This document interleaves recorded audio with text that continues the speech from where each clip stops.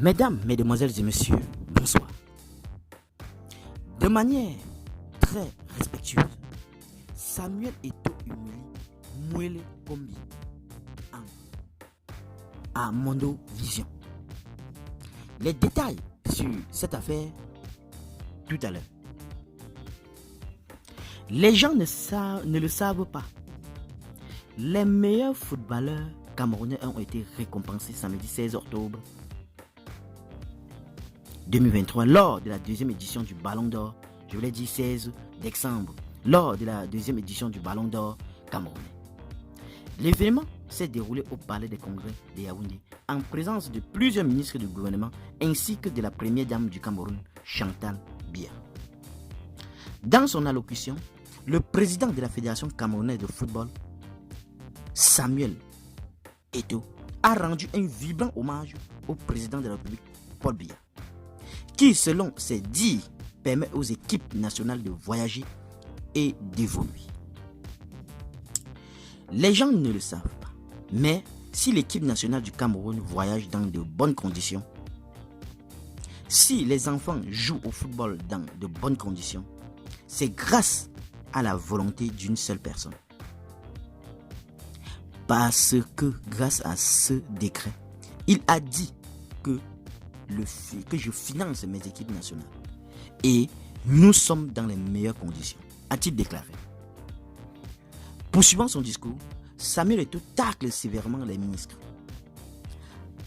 À part Paul Biya, le président de la FECAFOOT semble ne pas avoir de responsables hiérarchiques. Et il le dit aux ministres présents devant lui.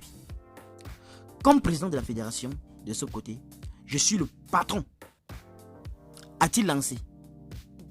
La réalisation de la CATV a fait un gros plan sur le ministre Narcisse Mwele Kombi qui regardait Eto'o d'un air grave au moment où les autres l'applaudissaient. Le climat a toujours été tendu entre Samuel Eto'o et le ministre des Sports Narcisse Mwele Kombi.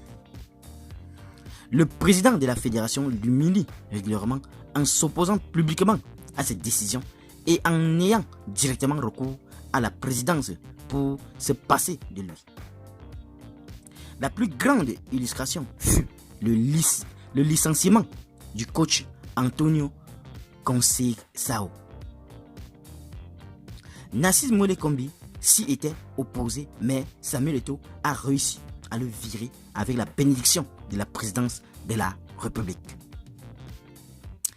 Un internaute affirme: voici encore un autre vendu qui attend seulement un doigt quelconque pour mourir.